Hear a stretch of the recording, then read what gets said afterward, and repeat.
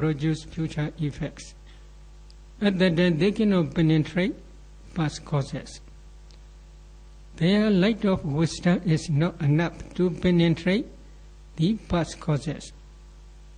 Usually, many meditators, they can discern mentality and materiality up to the path linking mind moment.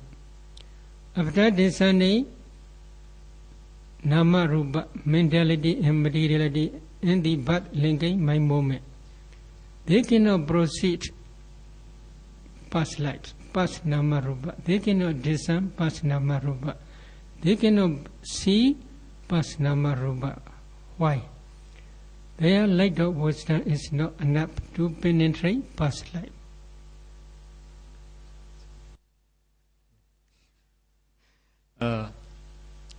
Pada saat kita memulai pusat meditasi di PAO, kami mengajarkan meditasi 4 unsur. Dan melalui meditasi 4 unsur ini, seseorang dapat langsung mempraktikkan atau berlatih vipassana. Tetapi ada sejumlah orang, walaupun sudah berlatih meditasi 4 unsur, ketika mereka berusaha untuk mencermati kalapa, pada saat mereka melakukan analisis terhadap kalapa tersebut, mereka mengalami kesulitan.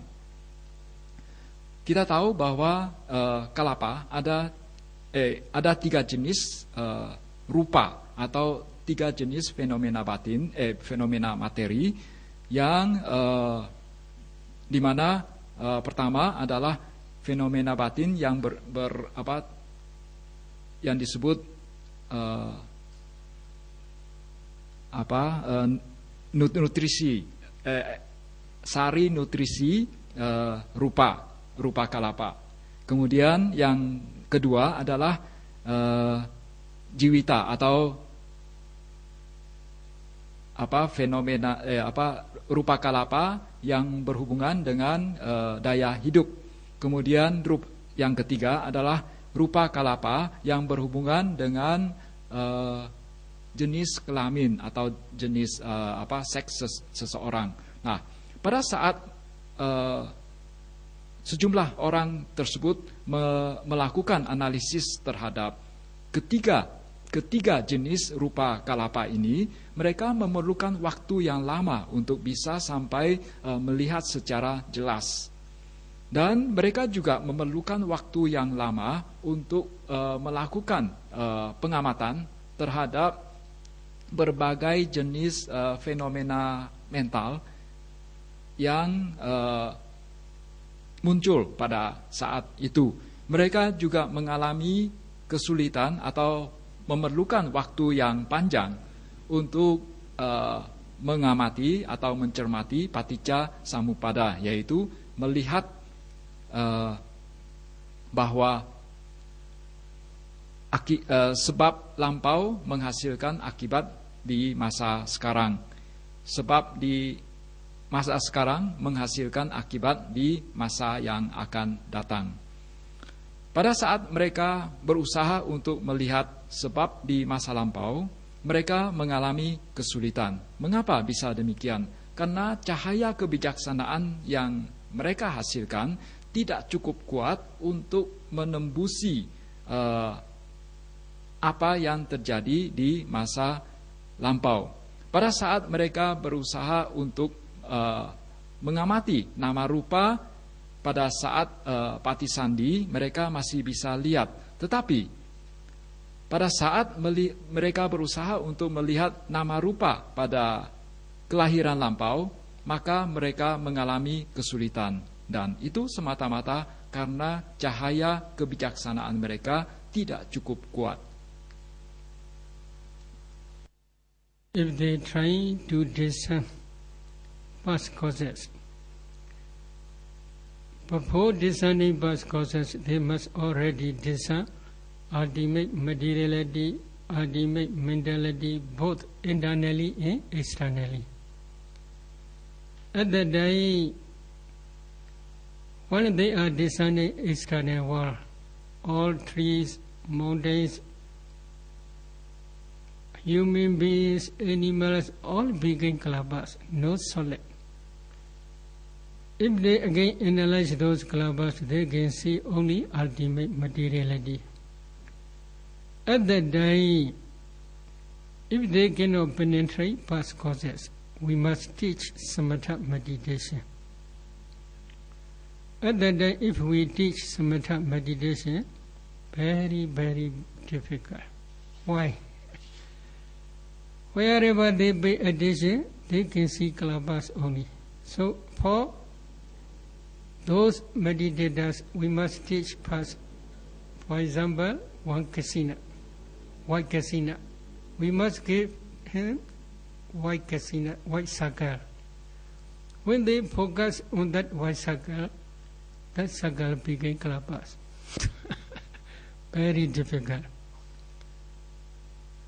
Maybe sometimes we give at kasina circle. As soon as they pay attention at kasina circle also became clubbers. It's very difficult to concentrate.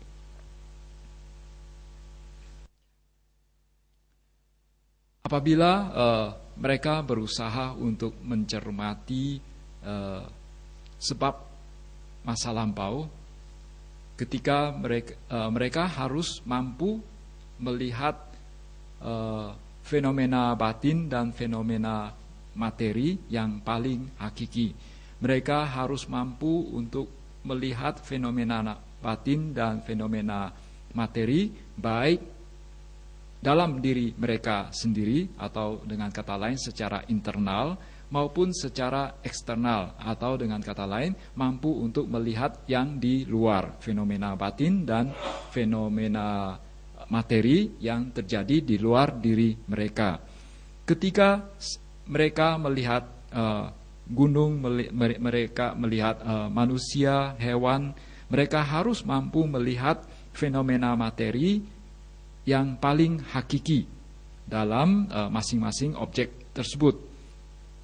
Apabila mereka mengalami kesulitan untuk melihat sebab masa lampau, maka mereka harus berlatih samatha untuk menghasilkan cahaya kebijaksanaan yang kuat. Dan ketika mereka mulai berlatih samatha, maka mereka akan mengalami kesulitan. Mengapa? Karena pada saat mereka berusaha berlatih samatha, maka yang mereka lihat akan berubah menjadi kalapa. Misalnya, pada saat mereka berlatih kasina putih, mereka membuat suatu lingkaran yang berwarna putih. Pada saat mereka menatap lingkaran putih tersebut, maka lingkaran putih tersebut akan berubah menjadi kalapa. Tidak melihat, tidak tampak lingkaran putih. Pada saat mereka melakukan berlatih kasina tanah, pada saat mereka menatap kasina tanah tersebut, maka akan berubah pula menjadi kalapa. Jadi sangat sulit. Again, if we teach mindfulness of breathing, anapanasati meditation, when they are focusing on their breath object, their breath became clubbers. This is also one. Another problem is when they are focusing on their breath, around their face or around their nose, 4 elements are always present. They cannot distinguish 4 elements in breath. In the breath also they had already seen 4 elements. In the nostril also they had already seen 4 elements. So they cannot differentiate 4 elements meditation and anapanasati meditation. Because of this reason, at that time, to teach the anapanasati meditation also not easy. Ketika mereka diajarin berlatih anapanasati, pada saat mereka mengamati napas, maka napasnya berubah menjadi kalapa. Pada saat mereka jadi hidung mereka pun berubah pada saat mereka mengamati napas. Yang mereka lihat adalah 4 unsur yang ada di bagian hidung mereka. Kemudian mereka juga melihat 4 unsur yang ada pada napas mereka, sehingga mereka tidak mampu untuk membedakan antara hidung, napas dengan 4 unsur. Oleh karena itu, ini sangat sulit bagi mereka.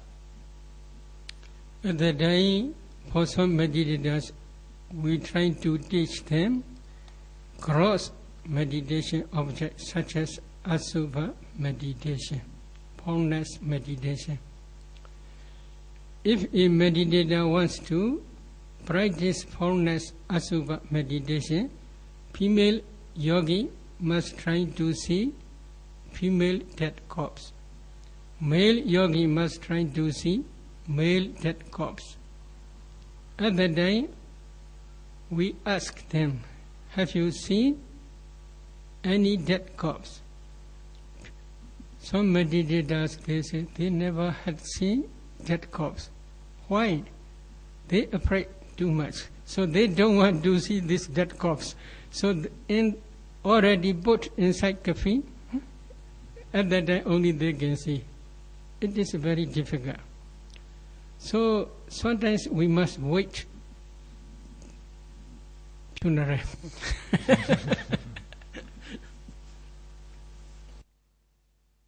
Oleh karena itu, biasanya kami mengajarkan mereka untuk berlatih meditasi yang lebih kasar, yaitu meditasi Asubha, meditasi terhadap mayat. Jadi bagi seorang yogi wanita, mereka harus mengambil objek mayat wanita. Bagi seorang yogi laki-laki, mereka harus mengambil objek mayat laki-laki. Pada saat mereka mengambil mayat sebagai objek meditasi mereka, kami bertanya, apakah kalian melihat mayatnya? Mereka mengatakan, oh, kami takut melihat memandangi mayat yang sudah mulai membusuk. Oleh karena itu mereka hanya berani melihat yang baru diletakkan di dalam peti mayat, dan itu pun juga merupakan suatu kesulitan karena kita harus selalu menunggu adanya orang yang baru meninggal pada saat terjadi pada saat sebelum dilakukan pemakaman. There is one cemetery close to our monastery. Sometimes dead corpse are coming. Sometimes that dead corpse is male dead corpse. And then for male meditator it is okay. For female it is very difficult. Again, sometimes female dead corpse are coming. At that day, for female meditator, it is okay to practice Asubha meditation. But for male meditator, it is also a little bit difficult. Di dekat pusat meditasi kita atau wihara kita ada sebuah pemakaman, dan di sana kalau misalnya ada mayat, maka kadang yang datang adalah mayat laki-laki. Maka para yogi laki-laki bisa menjadikan itu sebagai objek meditasi mereka. Tetapi para yogi wanita tidak bisa melakukannya. Demikian pula sebaliknya. Apabila yang datang adalah mayat wanita, maka para yogi wanita bisa berlatih meditasi, tetapi para yogi laki-laki tidak bisa berlatih meditasi. If they already see suitable dead corpse. At that time, they must concentrate, they must try to see the dead corpse carefully. Some meditators, they don't want to see, because night time, if they appear, they afraid too much. Because of this reason, they don't want to do this meditation practice. So, we let them permit to see this dead corpse carefully. And then they must observe this dead corpse repulsive nature. Then they should concentrate, taking that dead corpse as a meditation object, as repulsive. At that time they may attain up to first jhana stage. Based on this jhana, if they practice to see the skeleton of that dead corpse, it is also possible. If they already see the skeleton of that dead corpse, they can practice white kasina meditation. If they practice white kasina meditation systematically, they can attain up to 8 attainments, 8 types of jhanas. Jadi pada saat mereka sudah mendapatkan mayat yang sesuai, maka mereka siogianya menatap mayat yang sesuai tersebut, kemudian memusatkan batin mereka pada mayat tersebut. Tetapi acap kali mereka mengalami ketakutan, terutama pada saat malam hari. Mereka mengatakan takut. Dan apabila kita sudah mendapatkan mayat yang sesuai, maka siogianya mencermati mayat tersebut, kemudian merenungkan sifat menjijikkan, sifat menjijikkan dari mayat tersebut, atau sifat memuakkan dari mayat tersebut, sampai kita mencapai jhana pertama. Setelah mencapai jhana pertama, maka apabila jadi kita bisa mengambil objek tulang belulang atau kerangka tulang dari mayat yang sama sebagai objek meditasi kita. Dengan mengambil objek kerangka tulang, dan berarti kita melakukan meditasi dengan objek kasina putih. Dan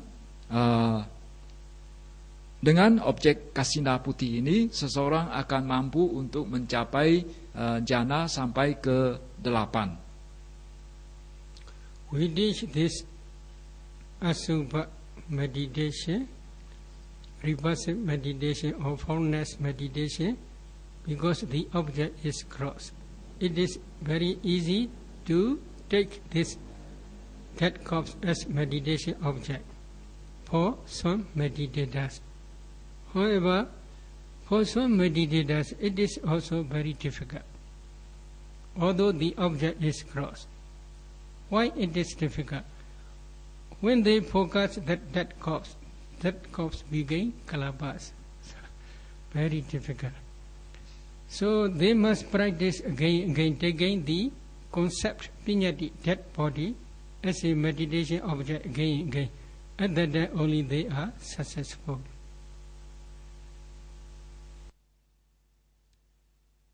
Jadi meditasi asubha ini merupakan suatu meditasi yang kasar dan mudah dilakukan. Tetapi bagi sejumlah yogi, mereka pun mengalami kesulitan. Mengapa demikian? Jadi walaupun meditasi asubha ini objeknya kasar, tetapi pada saat mereka menatapi mayat tersebut, yang tampak dalam batin mereka adalah kalapa. Oleh karena itu, mereka perlu merenungkan berulang-ulang tentang konsep mayat ini, konsep memuakkan ini secara berulang-ulang, sehingga akhirnya mereka bisa berhasil. Why do we teach this samatha meditation? Depending on Buddha's teaching, depending on Buddha's instruction only. In Sijja Sanyutta as well as there is also Khandavagga Sanyutta, there is one sutta called Samadhi Sutta. I will recite this sutta of Sijja Sanyutta. Samadhi bhikkhve bhaveta samahito bhikkhve bhikkhu yatha buddhaṃ pajanati kincha yatha buddhaṃ pajanati idam dukkhanti yatha buddhaṃ pajanati, etc. What is the meaning? Bhikkhus develop concentration. A bhikkhu who has concentrated mind understands the dhammas as they really are. What does he understand as it really is? He understands as it really is. This is the noble truth of suffering, dukkha, sijja. He understands as it really is. This is the noble truth of the origin of suffering, samudaya, sijja. He understands as it really is. This is the noble truth of the cessation of suffering, nirodha, sijja. He understands as it really is. This is the noble truth of the path leading to the cessation of suffering, magga, sijja.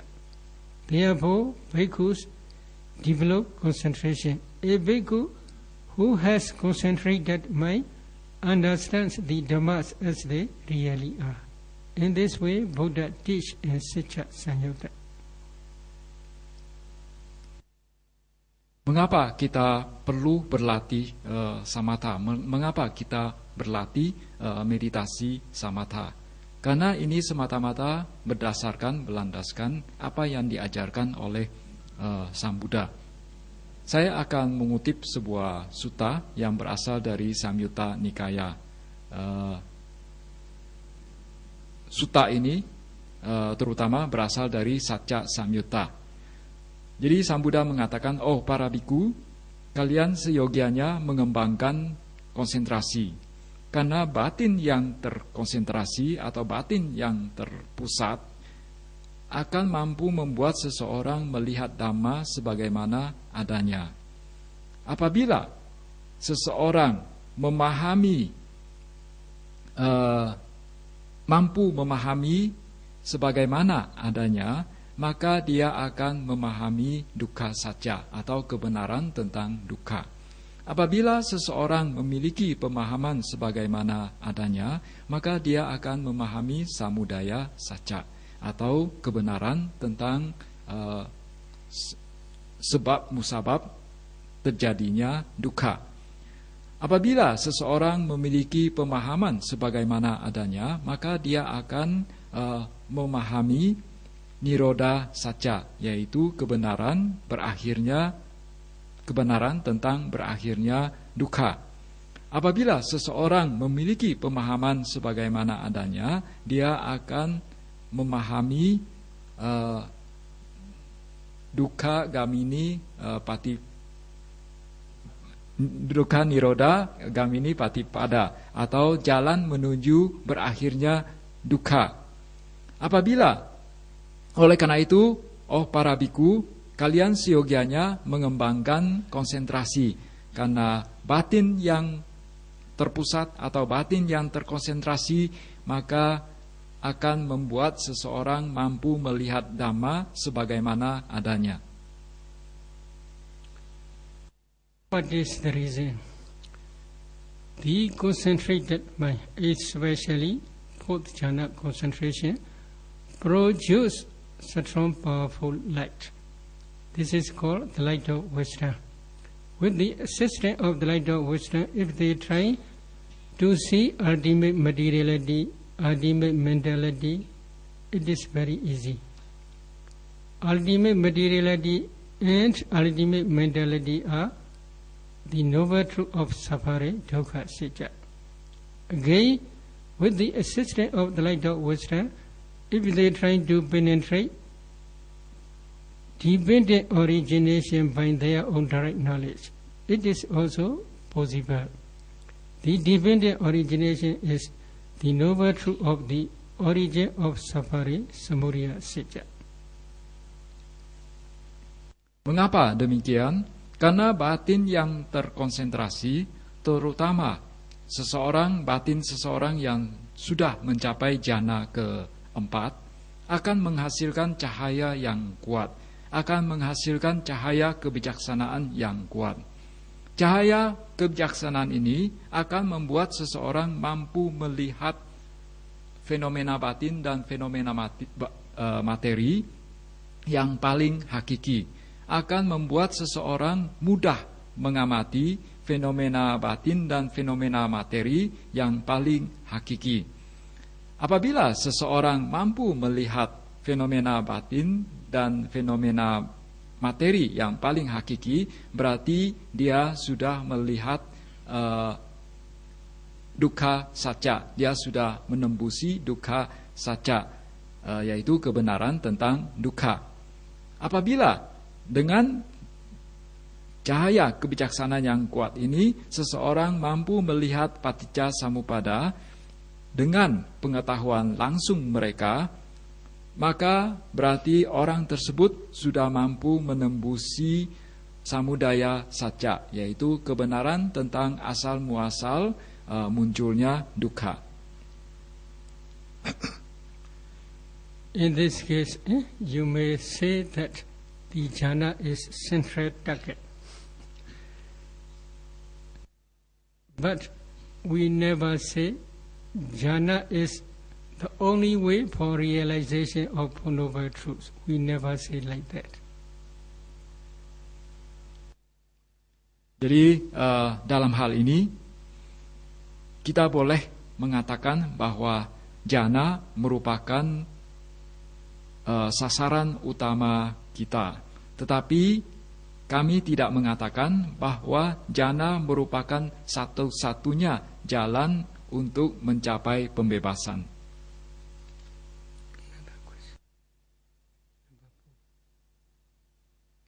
Pertanyaan nomor 4. How do we know if we have already in the first, the second, the third, and the fourth jhana? Bagaimana kita bisa mengetahui apakah kita sudah berada di dalam jhana pertama, jhana kedua, jhana ketiga, atau jhana keempat? Do you want to know? Please practice practically. Without practicing practically, how do you understand? Kalian mau mengetahuinya? Kalau mau, kalian harus berlatih dengan tekun. Jadi kalian harus mengalaminya langsung. In this case, usually many meditators have a lot of expectation. This is problem. For example, when they are practicing Anapana meditation, maybe last Wednesday we had already discussed. When the light of wisdom appear, they think this is the nimitta. This is also another problem. Nimitta must be always together with breath. If nimitta is wrong, they are pissed. This is we do not call nimitta. This is only the light of wisdom. They cannot differentiate the light of wisdom and nimitta.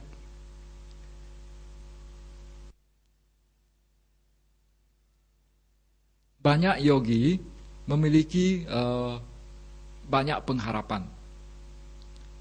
Misalnya pada saat mereka berlatih anapanasati, mereka pada saat muncul cahaya kebijaksanaan, mereka mengira itu adalah nimitta.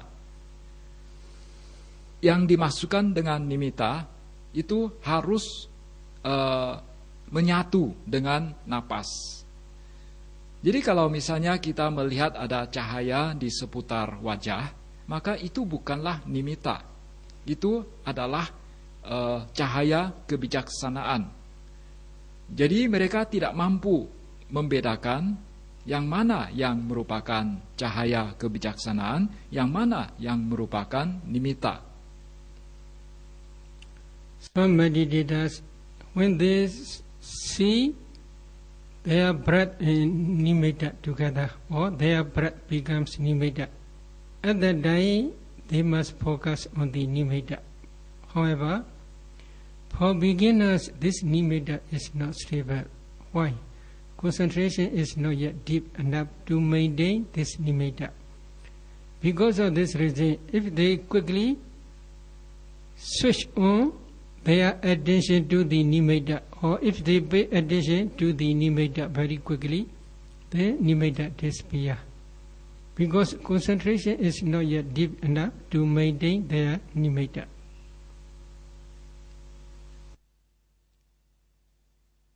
Ada sejumlah yogi, meditator, pada saat mereka sudah mulai melihat bahwa napas mereka sudah menyatu dengan nimitta. Mereka, jadi apabila napas dan nimitta sudah menyatu, maka seseorang seyogianya mengamati nimittanya. Tetapi bagi seorang pemula, nimitta tersebut tidak stabil.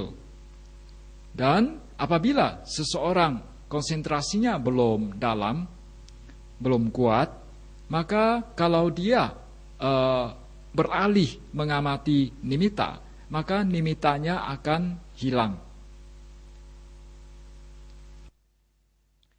In this case, better way is they should wait for few sittings or for few days.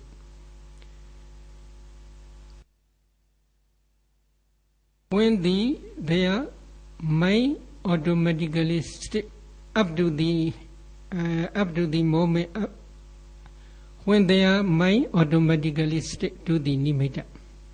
When their mind automatically stick to the nimitta, at that time they should focus only nimitta, not breath. Breath maybe occasionally appear in their mind, but don't pay attention to the breath, just emphasize only breath, only nimitta. At that time, some meditators, they can maintain their concentration slowly for a long time. However, some meditators' concentration is not yet stable. Because of this reason, their mind does not stick to the nimitta automatically, although the breath and nimitta together. For few days, they cannot maintain their nimitta as well as they cannot maintain their concentration. For such meditators, we suggest for few days later, please focus when your breath becomes nimitta, then please focus on that nimitta object as a meditation object. At the beginning stage, while they are focusing on their nimitta, nimitta may disappear. Maybe disappear, no problem. Again, you must pay attention to their natural breath. Very soon the breath will become nimitta again. At that time, focus on the nimitta. In this way, we suggest them. If they do in this way, slowly their nimitta will become stable for about 10 minutes or 20 minutes, etc.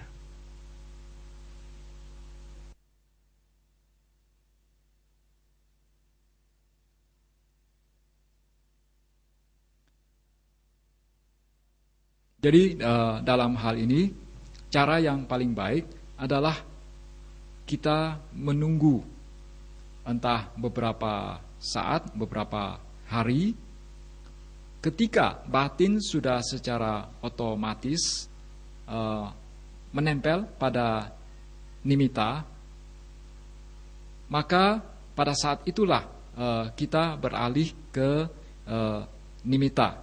Jadi bukan napas lagi.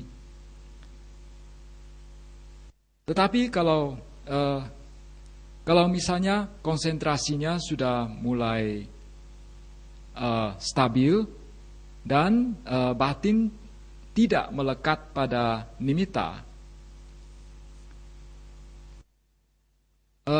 seseorang tidak mampu untuk mempertahankan nimitta maupun napas mereka, tidak mampu untuk konsentrasi baik nimitta maupun napas mereka, maka mereka siogianya mengalihkan atau memusatkan perhatian mereka pada nimitta. Pada awalnya mungkin nimittanya akan hilang. Pada saat itu, pada saat nimitta hilang, maka mereka siogianya kembali mengamati napas sampai napas berubah kembali menjadi nimitta. Sampai nimittanya menjadi stabil sekitar 10 sampai 20 menit. If they can maintain their concentration, and when their concentration also deep enough, then nimitta also will become stable. At that time, they must focus on the nimitta only. While focusing on the nimitta, when their concentration develops further, then nimitta will become white, usually white, like cotton wool. That cotton wool nimitta is called Ugaha nimitta, landing sign. This is second stage. Again, they must focus on the nimitta, or they must concentrate on that landing sign nimitta. When their concentration deep enough, then this white nimitta will become transparent nimitta, like morning star or like very, very expensive diamond.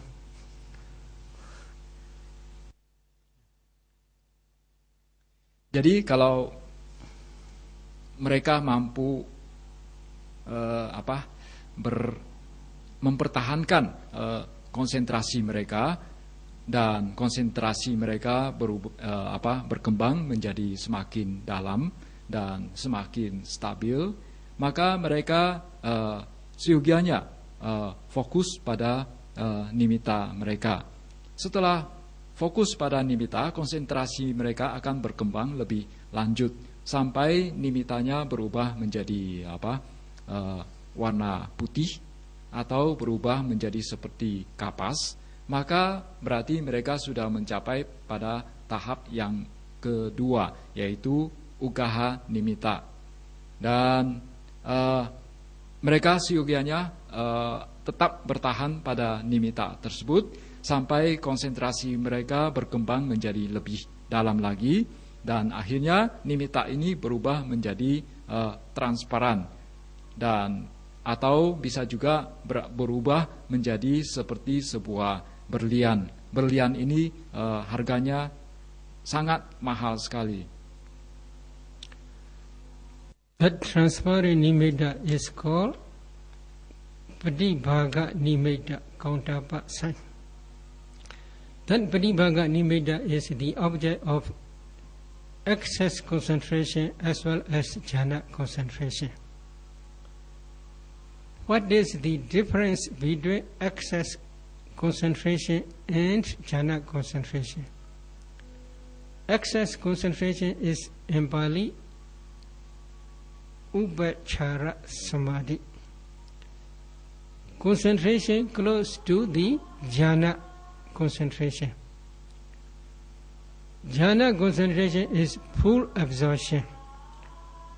Full absorption means meditators might completely sink inside nimitta without moving for a long time.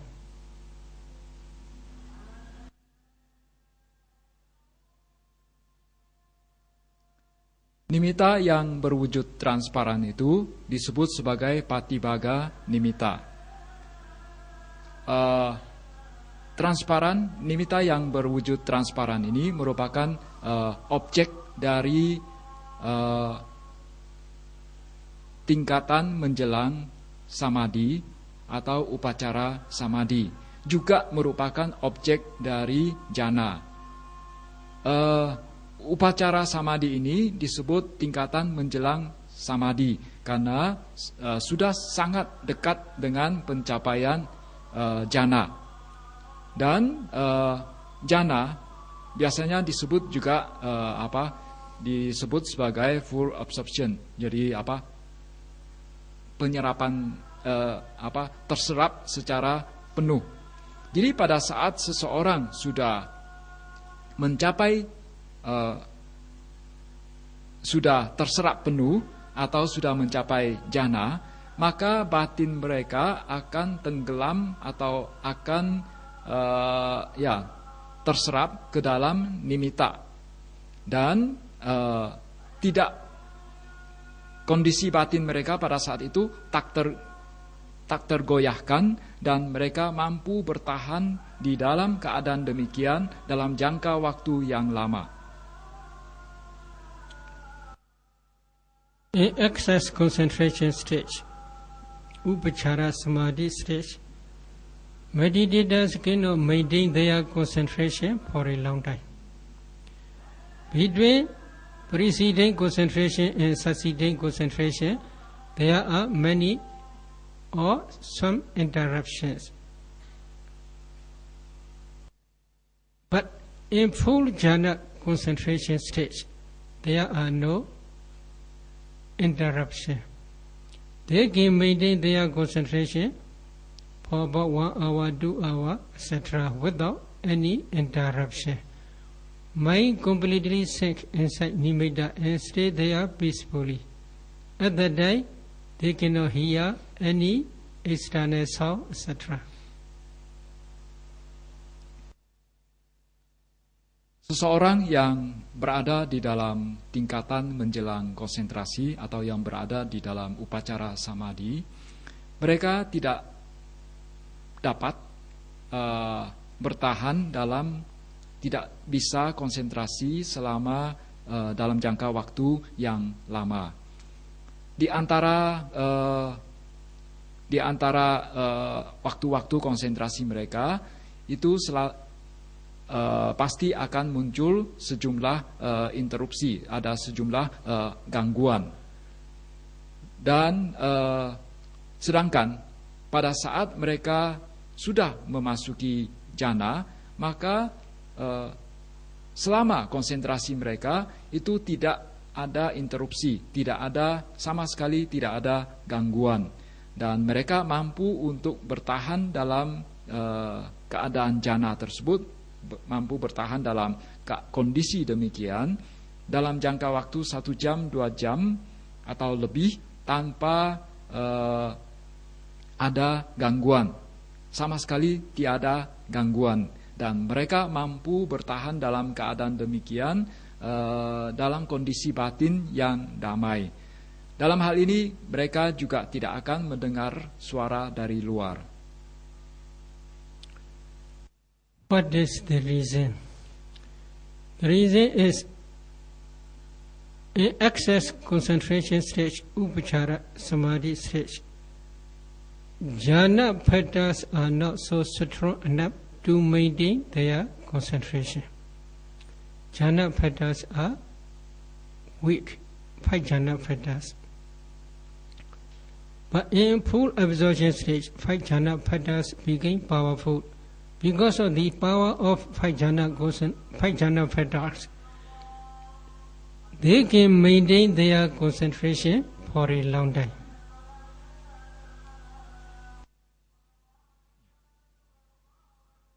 Mengapa bisa demikian? Karena dalam upacara samadhi atau tingkatan menjelang samadhi, faktor jana mereka atau kelima faktor jana mereka belum cukup kuat. Jadi dengan kata lain masih lemah.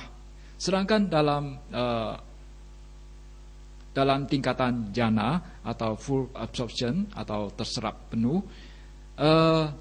faktor jana mereka sudah sangat kuat. Mereka mampu mempertahankan konsentrasi mereka dalam jangka waktu yang lama. Jadi akibatnya adalah mereka mampu mempertahankan konsentrasi mereka dalam jangka waktu yang lama karena faktor jana yang sudah sangat kuat. What are 5 jhana factors? There are 5 jhana factors: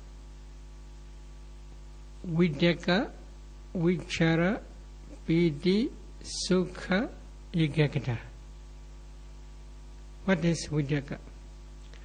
Vidaka is the application of the mind to the Anapana Patibhaga Nimitta in this case.